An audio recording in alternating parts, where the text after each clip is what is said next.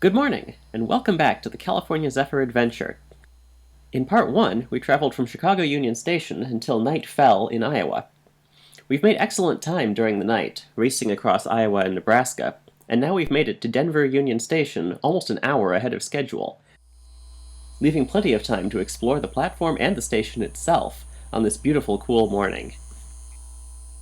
Like Chicago, Denver has retained its grand old station, though unlike in Chicago, this one has been converted into a cafe, hotel, and shopping area.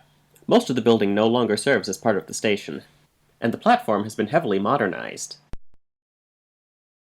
Back on that platform, our locomotives have been refueled, and it's time to reboard the train and find our seat in the Sightseer Lounge to enjoy the climb up the Rocky Mountains.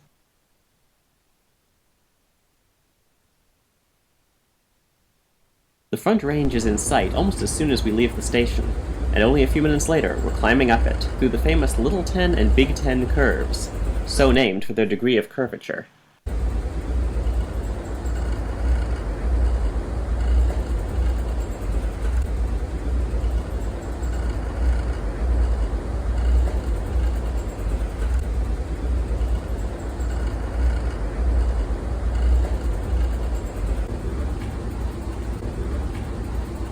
On Big 10 Curve, there's a surprising sight. A row of hopper cars full of sand welded to a second track. These were placed here decades ago to block the winds that sweep down from the mountains, sometimes up to 90 miles an hour. Starting from the mile-high city, our train will climb an additional 4,000 feet in the next 2 hours, crossing the Continental Divide at Moffett Tunnel at about 10 a.m., having departed Denver at 8 a.m. That means the train is climbing about 33 feet up every minute. All that climbing means lots of curves and lots of tunnels.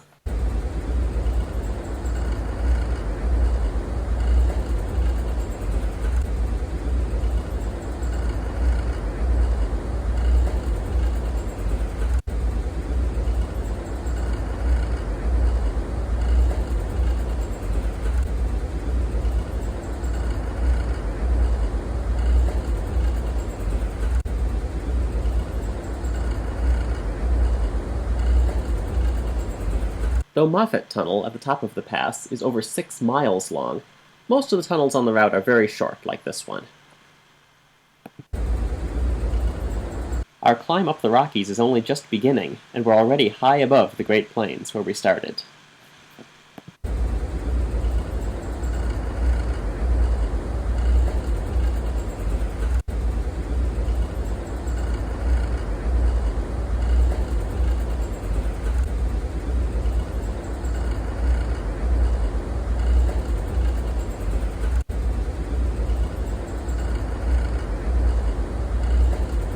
This section of the Rocky Mountains is often called the Flatirons. You can clearly see why. The rock outcroppings are very similar in shape to the iron you use on your clothes.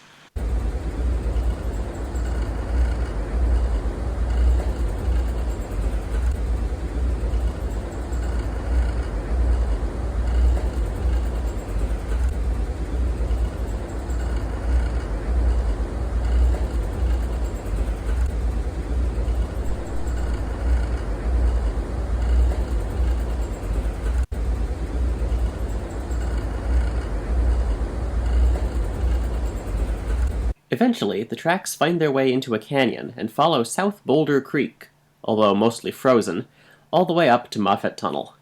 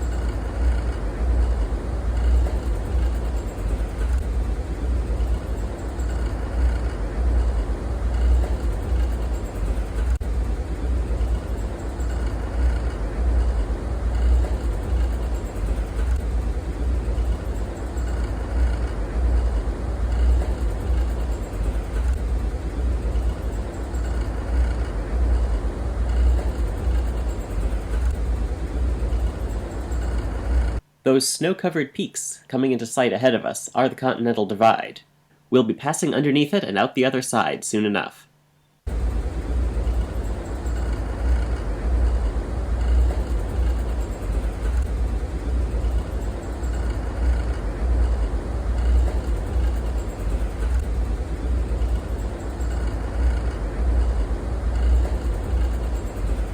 This is the approach to Moffett Tunnel.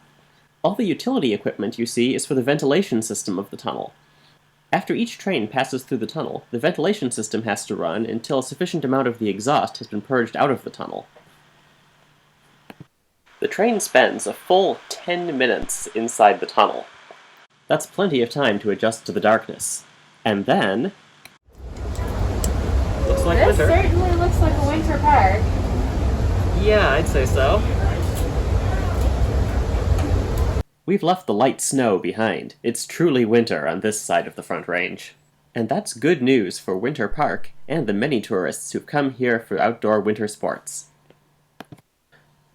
We've reached the summit of our journey. Now we have to climb back down across the Rockies through numerous beautiful canyons. Don't miss the next part of the California Zephyr adventure as we wind our way through the Colorado canyons, making our way to the Red Rocks region. Hi everybody! Hope you enjoyed this part 2 of the California Zephyr adventure. If you missed part 1, be sure to check it out with the link in the description. If you already saw it, then be sure to check out part 3 by clicking the thumbnail link right here. And also be sure to check out the rest of the channel for more Railfan related content. And while you're at it, like and subscribe to make sure you don't miss any new videos. Thanks for watching!